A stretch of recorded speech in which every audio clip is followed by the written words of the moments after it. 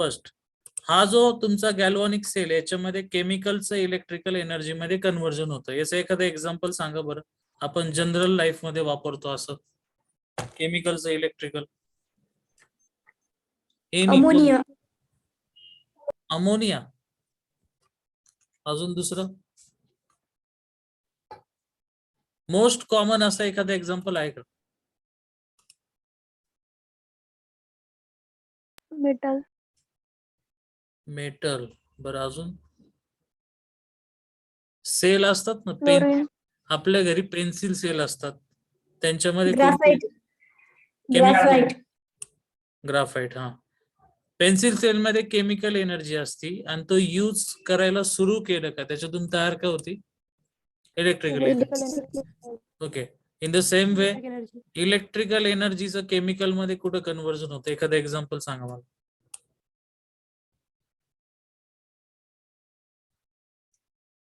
किंवा असं कोणतं एक्झाम्पल आहे ज्याच्यात दोन्ही टाईपची एनर्जी कन्वर्ट होत असतात? केमिकलचं इलेक्ट्रिकल आणि इलेक्ट्रिकलचं अगेन केमिकल. तुम्ही नेहमी यूज करता, डेली यूज करता. फोनची बॅटरी, बॅटरीला चार्जिंग करता म्हणजे तुम्ही इलेक्ट्रिकलचं काय करता? केमिकल. आणि यूज करताना केमिकलचं काय होतं? इलेक्ट्रिकल. ठीक आहे. आता गॅल्व्हॅनिक सेल मध्ये दुसरा पॉइंट आहे स्पॉन्टेनियस रेडॉक्स रिएक्शन. स्पॉन्टेनियसचा अर्थ काय होतो? एखादी गोष्ट फोर्सफुली करतो का नॅचरली होते ती? Naturally. Naturally. So without any external force. ठीक आहे. ओके. देन दुसऱ्या टाईपची नॉन स्पॉन्टेनियस आहे. मग ती त्यासाठी आपल्याला काय लागणार आहे? एनर्जी द्यायला लागते. येस, अंजलीनी पाठवलं नॅचरल. ठीक आहे. चला, देन पुढे आता कंडक्टर्स. तुम्ही स्कूल लेवल पासून हे बघत आले, कंडक्टर, नॉन कंडक्टर वगैरे. सो वाय म्हणजे कंडक्टर्स मधून करंट का फ्लो होतो? Free electron. ठीक आहे. सो त्याच्यामध्ये एक्झाम्पल आहे metals, aqueous solution of acid, bases, salt, fuse salt, impure water. तुम्हाला याच्यातलं काही जरी नाही कळलं तर लगेच विचारा, प्रत्येकाचं मिनिंग कळलं पाहिजे, नाही तर आपण डायरेक्ट पण घेऊ शकतो. मेन पॉइंट घेतले, चॅप्टर संपला असं होईल ते. तर नीट बघा. मेटल्स मध्ये काय असतात? Free electron. ॲक्वियस सोल्युशन मध्ये काय असतात? फ्री इलेक्ट्रॉन्स का आयन्स? आयन्स. देन बेसिस पण असतात. सॉल्ट्स माहिती तुम्हाला, NaCl सारखा. फ्यूज सॉल्ट म्हणजे काय? Combine salt. कंबाईन सॉल्ट म्हणतात. बरं, ठीक आहे. Impure water. वॉटर मधून करंट पास होतो का? होतो सर, इम्प्युअर वॉटर म्हणून. प्युअर मधून का नाही होत?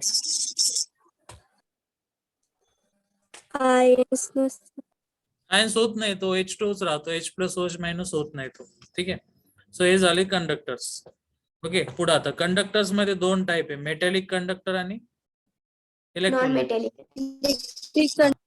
ठीक आहे. मेटॅलिक कंडक्टर और इलेक्ट्रॉनिक कंडक्टर आणि दुसरा इलेक्ट्रोलाइटिक. ते काय ते आता खाली दिसेल बघा इथे. फर्स्ट पॉइंट, तुम्ही एखाद्या गोष्टीचं बेसिक समजून घ्या. एक्झाम द्यायची म्हणून फक्त आपण करतो असं नका करू, कारण एका चॅप्टरचा इम्पॅक्ट दुसऱ्यावरती होतो.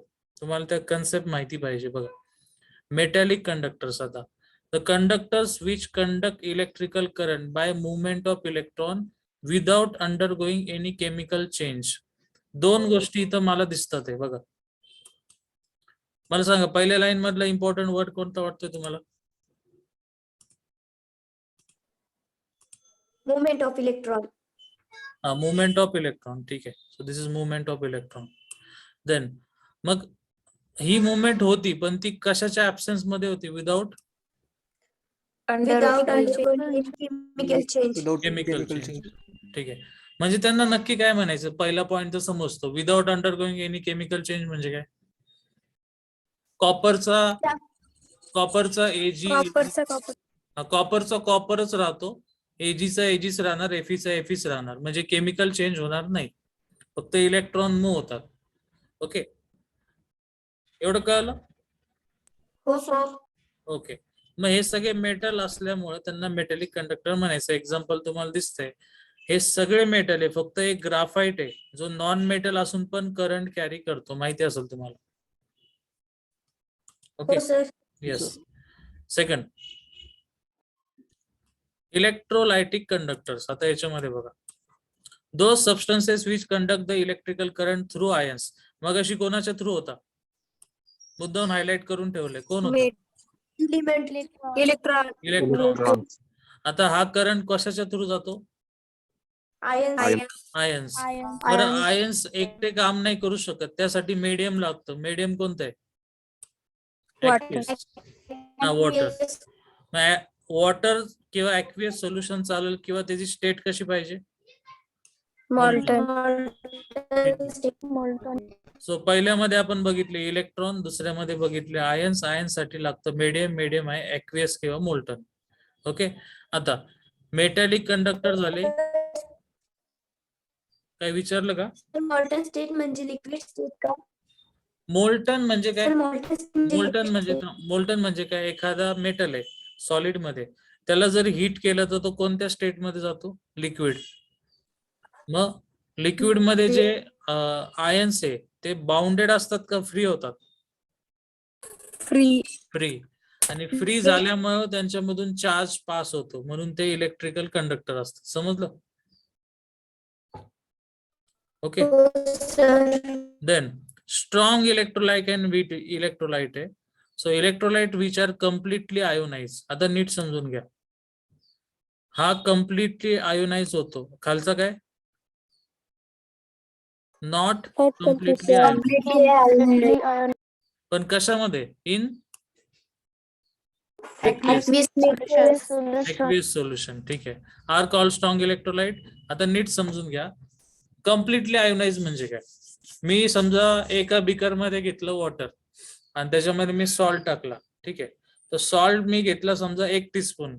तो सगळ्याच्या सगळ्या सॉल्ट पूर्ण डिसोसिएट झाला आणि Na सेपरेट आणि Cl सेपरेट झाले, म्हणजे डिसोसिएशन 100% आहे. 100% म्हणजे कम्प्लीट आहे. आणि कम्प्लीट म्हणजेच कोणता आहे? स्ट्रॉंग सेम प्रोसिजर परत केली, मी फक्त सॉल्ट चेंज केला, तो कम्प्लिटली मिक्स होत नाही, म्हणजेच तो काय झाला? Weak electrolyte. एवढं समजलं? Okay.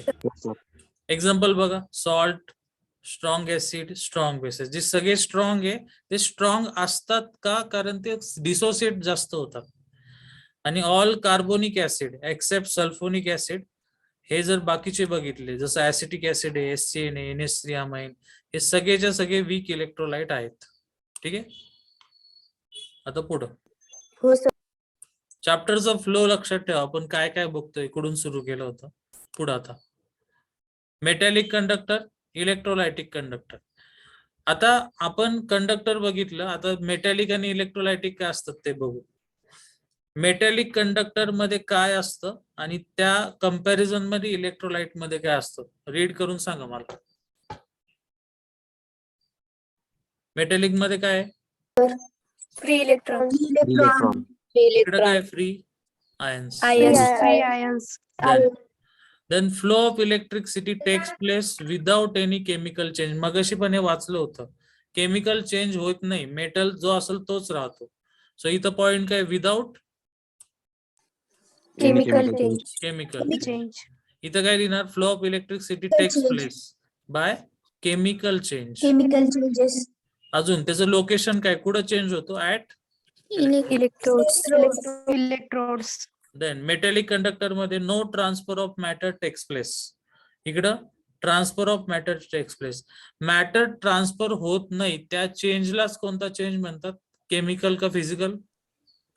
Physical change. Physical. So इथं काय? No transfer. इकडं काय? ट्रान्सफर. ठीक आहे. Then resistance is due to vibration of kernels. Kernels माहिती का काय असतात? नाही सर. केर्नल्स काय असतात, कसं सांगायचं होतं? बघा, फॉर एक्झाम्पल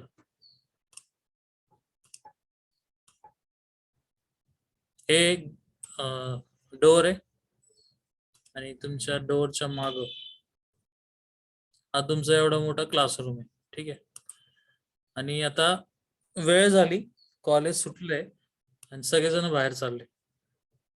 ऑलमोस्ट 90% लोक बाहेर येतात आहे आणि तुम्ही पण बाहेर आले आणि तुम्हाला आठवलं की तुमचा मोबाईल आतमध्येच राहिलाय. सो तुम्ही आता बांग जाणार आहे. मग तुम्हाला हे बाकीचे बाहेर येणारे अपोज करणार का सपोर्ट करणार आहे? अपोज. Oppose okay. सो जे बाहेर येतात, जे आता बाहेर येतात आहे त्याला मी म्हणतो इलेक्ट्रिकल करंट.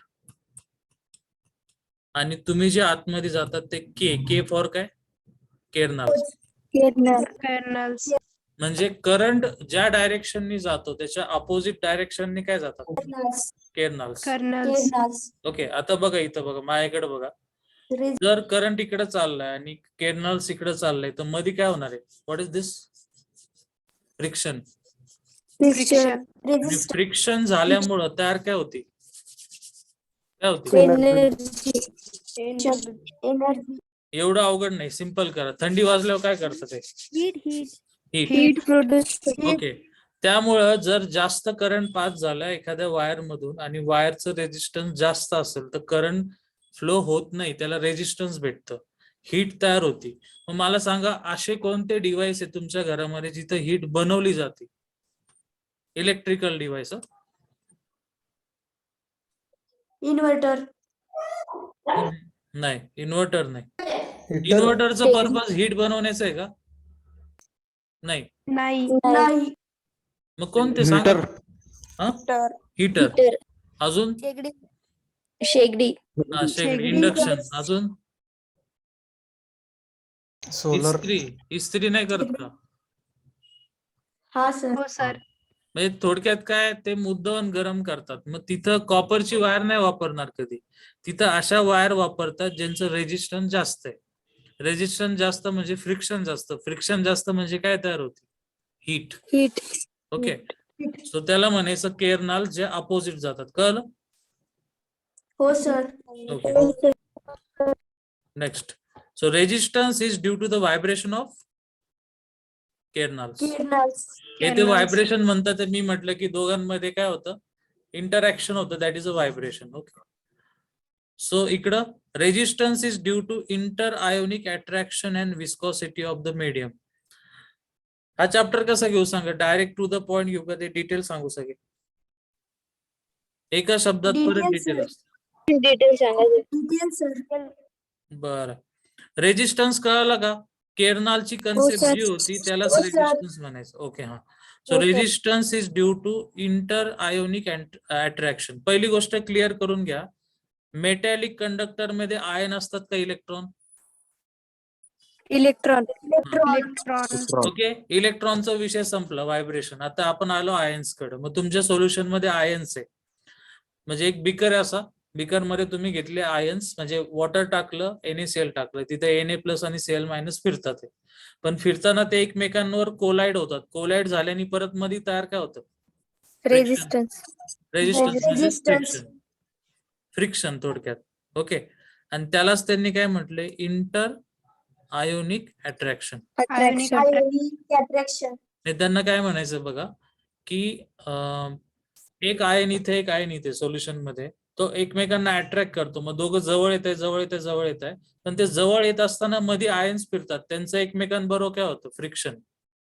ओके. आणि इंटर आयोनिक अट्रॅक्शन मुळे जे फ्रिक्शन होतं त्या फ्रिक्शनलाच काय म्हणायचं? Resistance. And viscosity of medium. मला सांगा, विस्कोसिटी म्हणजे काय? बोला, विस्कोसिटी म्हणजे काय? फोर्स असतो लेअर मधला आपण रेजिस्टन्स म्हणू शकतो. परत बोलतो, आता काय बोलला? विस्कोसिटीलाच रेजिस्टन्स म्हणू शकतो. ठीक आहे, या केस मध्ये म्हणू शकतो, पण त्याचे कन्सेप्ट काय? विस्कोसिटी म्हणजे काय? Force between two adjacent layer. Change करते. Fluid resistance. मला कन्सेप्ट सांगा. तुम्ही ते बुक मधल्या लाईन सांगतात, तुम्हाला समजले असेल तर एक्सप्लेन करा. नाही माहिती? दोन लेयर असतात त्यामध्ये एकमेकांचा फोर्स लागतो त्या फोर्सला फ्रिक्शन. फ्रिक्शन. ओके, ठीक आहे. 2 लेअर मधलं फ्रिक्शन. ठीक आहे, बघा आता. Friction sir. ठीक आहे. सो दिस इज इथं तुम्हाला दिसतंय ते रिव्हर वॉटर आहे समजा. हा वरचा लेअर, हा मधला लेअर, हा खालचा लेअर. चला, कोणत्या लेअरची व्हेलॉसिटी जास्त असते, स्पीड कोणाचं जास्त आहे? वरच्या लेअरचा. वरच्या लेअरचा. याचा स्पीड समजा 100 आहे, याचा स्पीड 50 आहे, याचा मे बी 20 पण नसेल, 10च असेल. ठीक आहे.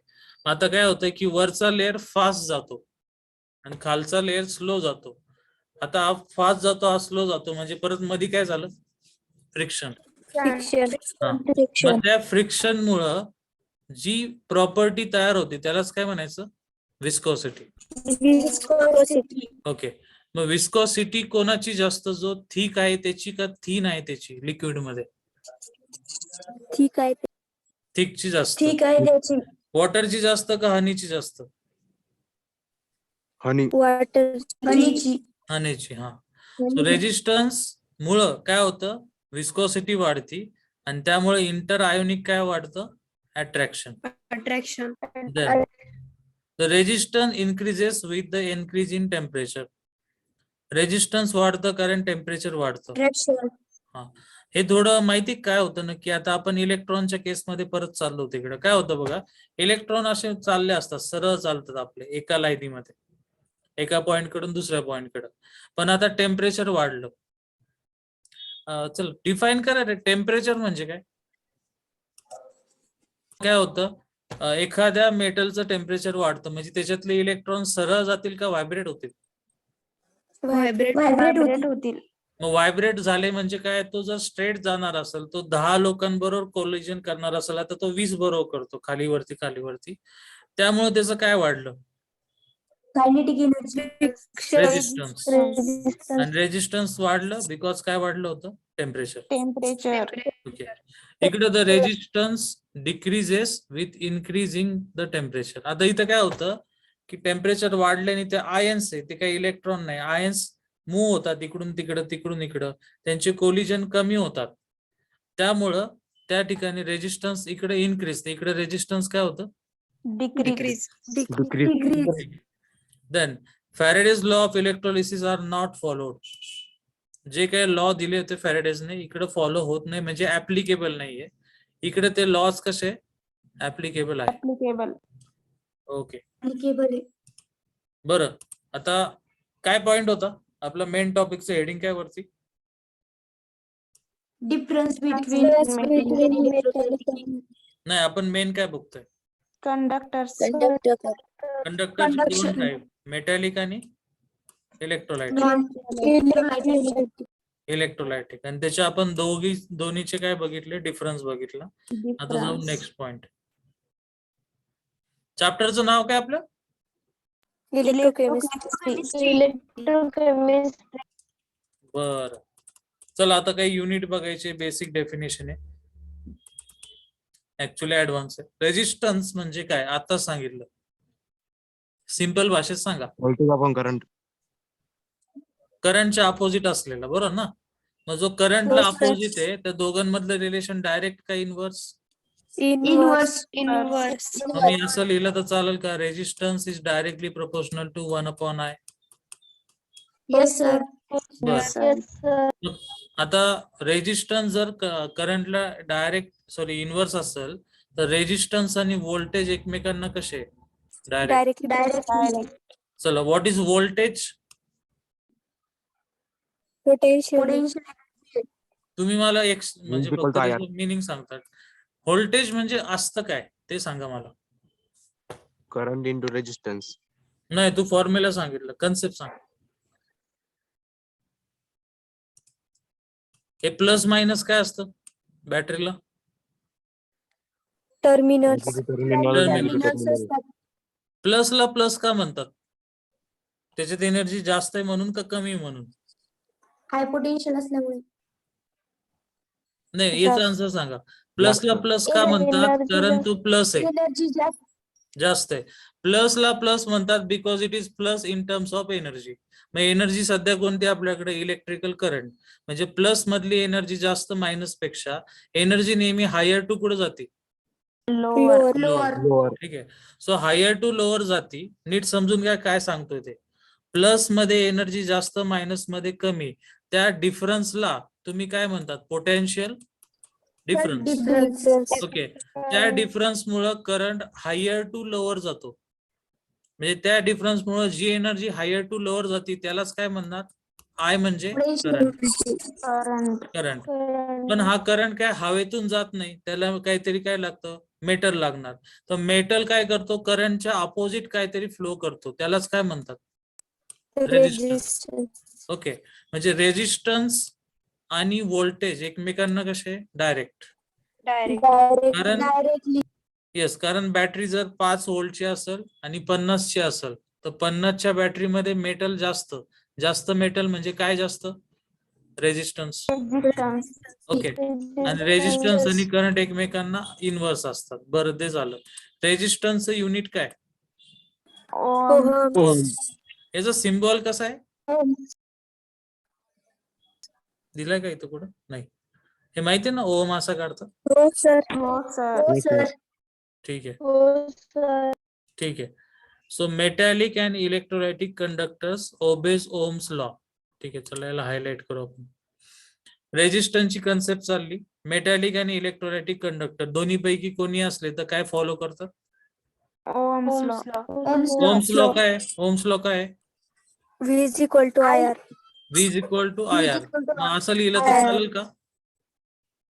हो सर. चालू शकतं. ठीक आहे. युनिट काय त्याचं? ओहम. ओम. कंडक्टन्स G बघा आता. It is the property by virtue of which it favours flow of current and the conductance of conductor is equal to the reciprocal of resistance.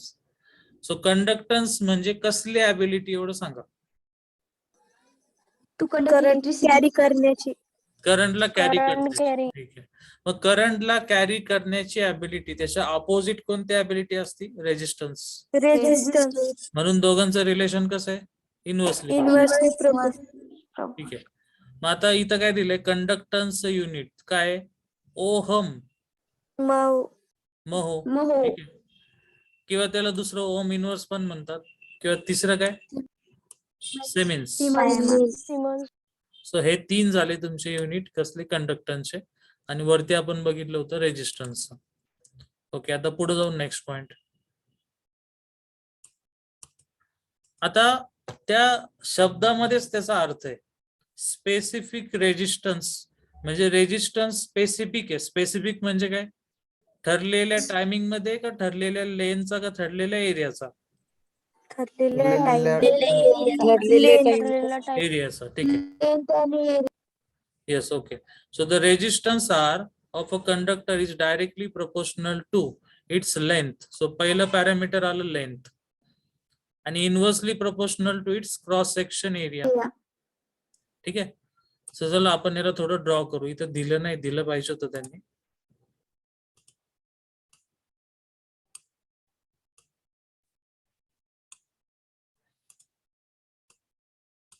ही समजा तुमची वायर आहे. ठीक आहे. या वायरचा ही काय झाली? लेंथ. आणि हा ब्लॅक पोर्शन काय झाला? एरिया. कोणता? Cross sectional area. सो नीट बघा आता. The resistance of R of a conductor is directly proportional to length. म्हणजे आर जास्त म्हणजे आर वाढला किंवा लेंथ वाढली तर आर पण काय होणार आहे? वाढणार. ओके. आणि inversely proportional to area of cross section. असं का? हे मला सांगा. हे मला नाही समजलं, तुम्हीच सांगा मला. जास्त एरिया मधून जास्त करंट पास होऊ शकतो, रेजिस्टन्स कमी असतो म्हणून. बरोबर. कारण जेवढा एरिया कमी तेवढी ती जी वायर आहे ती काय होणार? छोटी होणार. मग छोट्या वायर मधून जास्त करंट जाईल का? नाही. जेवढा एरिया मोठा तेवढा करंट जास्त जाणार. म्हणजेच काय? रेजिस्टन्स आणि एरिया एकमेकांना कसे? इनव्हर्स. आणि लेन कशी आहे? डायरेक्ट. डायरेक्ट. ते झाल्याच्या नंतर इथं हे काय लिहिलंय त्यांनी? What is this? Resistivity resistivity. So resistivity हा कॉन्स्टंट आहे. ओके, म्हणजे ज्यावेळेस आपण एखादी गोष्ट डायरेक्ट रिलेशन मध्ये सांगतो त्याला इक्वल करायला मध्ये काय ऍड करतात? कॉन्स्टंट. ठीक आहे. हे कसली डायग्राम आहे सांगा बरं, काय केलं त्यांनी? बॉक्स मध्येच का काढलं असं? क्रॉस सेक्शनल एरिया दाखवण्यासाठी. हा म्हणजे ही सर्किट आहे सर. हा सर्किट आहे आणि त्याच्यात ही जी वायर आहे ब्लॅक कलरची, तिला मध्येच त्यांनी झूम करून दाखवले की त्या वायर मध्ये काय आहे. तर वायर स्वतःची काय असती? लेंथ. आणि हा ब्लॅक कलरचा काय असतो? Cross sectional area. Cross section area. ठीक आहे. सो देन मग आपल्याला फॉर्म्युला जो भेटला तो दिसतोय तुम्हाला इथं, R is equal to rho into L upon A. किंवा आपण असं लिहिलं तरी चालू शकतो, बरोबर? हो सर. ठीक आहे. बरं, मग आता एवढं का केलं? कारण एक शब्द वाढला होता, कोणता? स्पेसिफिक. स्पेसिफिक आहे म्हणून आपण स्पेसिफिक लेंथ आणि स्पेसिफिक काय घेतला? Area. Then if L is equal to 1 centimeter and A is equal to 1 centimeter square, therefore rho is equal to R. एकदा वरचा फॉर्म्युला चेक करा आणि मला सांगा ही कंडिशन बरोबर आहे का? बघा बरं. हो सर. L ची व्हॅल्यू किती घेतली? 1. A ची किती घेतली? 1. 1 by 1 किती असतो? 1. तो R is equal to काय आला? रो. ठीक आहे. देन V is equal to A into L. हे काय? Area. Area into length. V is a volume. Volume म्हणजे काय असतो? Volume is equal to volume area into length sir. व्हॉल्यूम इज 2D or 3D? 3D. एरियाचं युनिट काय? Metre square. Metre square. म्हणजे one dimension into another dimension ना. Area म्हणजे समजा सेंटीमीटर इंटू सेंटीमीटर, म्हणून इथं क्यूब झाला त्याचा. ठीक आहे.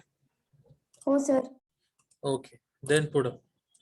Therefore, resistance of 1 centimeter electrolytic solution is known as a resistivity. नीट समजून घ्या, रेजिस्टन्स कळतं आपल्याला, पण जर आपण ते स्पेसिफिक घेतलं, मग स्पेसिफिक म्हणजे ठरलेला एरिया केवढा? फक्त 1 सेंटीमीटर.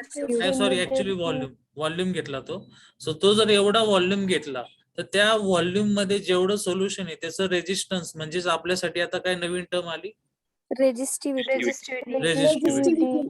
ओके, सिम्बॉल काय त्याचा? Rho. Unit ohm centimetre. Centimetre. ठीक आहे. स्पेसिफिक रेजिस्टन्स झाला, मग रेजिस्टन्सच्या अपोजिट कोणती टर्म असते? कंडक्टिव्हिटी. सो आता बघा, it is define as the reciprocal of specific resistance. आता आपण जो रेजिस्टन्स काढला तो रेजिस्टन्स होता का रेजिस्टिव्हिटी होती आता काढलेला? रेजिस्टिव्हिटी. चला, इथं त्यांनी रेजिस्टन्स म्हटलंय, स्पेसिफिक रेजिस्टन्स म्हटलं, आपण डायरेक्ट म्हणू चला this is resistivity and which is always inversely proportional to K. And what is K? Conductance आणि कंडक्टिव्हिटी. ठीक आहे. आता पुढं या ठिकाणी वरचं इक्वेशन घेतलं, R is equal to B into L upon A. हे मगाशी बनवलं होतं ना आपण? हो सर. ओके. हो सर. मग त्यांनी का घेतलं आणि खाली काय चेंज केला चेक करा बरं. 1 upon का केला त्याला? Rho equal to 1. रेसिप्रोकल घेतला. कसला? याचा. सो हा R खाली गेला आणि हे आहे तसंच ठेवलं, म्हणजे राईटचा लेफ्टला आणि लेफ्टचा कुठं आणला? राईटला. So 1 upon rho is actually K. आताच वरती घेतला, so it is K. 1 upon R म्हणजे काय? G. आणि L upon A म्हणजे काय? G star. मग K म्हणजे काय? खाली दिले बघ. K म्हणजे conductance. specific conductance. G is a conductance and G star is a cell constant. cell constant. Okay, yes. मग आता finally, hence specific conductivity of a solution is defined as the conductance offered by 1 centimetre of electrolytic solution. इथं वायरचा विषय आहे का? नाही. नाही. मग इथे काय सोल्युशन आहे. ठीक आहे. मग एखादं सोल्युशन घ्या, त्या सोल्युशनचा व्हॉल्यूम किती पकडला? 1 सेंटीमीटर क्यूब. 1 centimetre cube. आणि त्याची जी कंडक्टिव्हिटी आहे त्यालाच काय म्हणणार? Specific conductivity. ओके. मग आता त्याचं युनिट काय?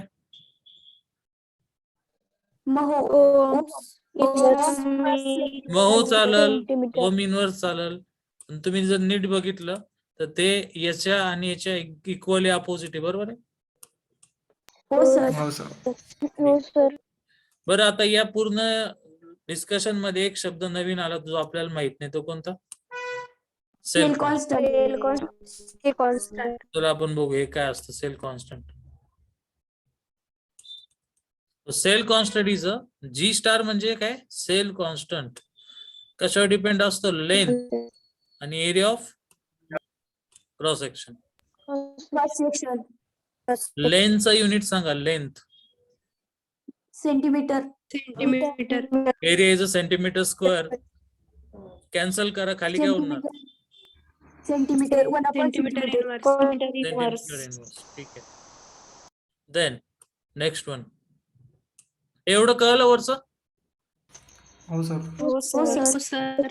ठीक आहे. Molar conductance. कंडक्टन्स माहिती. मोलार म्हणजे काय? Mass upon molecular mass. बर, ठीक आहे. ते ठीक आहे. मोलार कसलं युनिट असतं? काय काउंट काय करतो आपण त्याच्यात? मोल्स. म्हणजे मी कॉन्सन्ट्रेशन म्हटलं चालेल का? हो हो सर. सर. ठीक, चालेल. चल, मोलार कंडक्टन्स त्याचा हा सिम्बॉल आहे, हा दुसरा आहे, म्यू पण चालतो.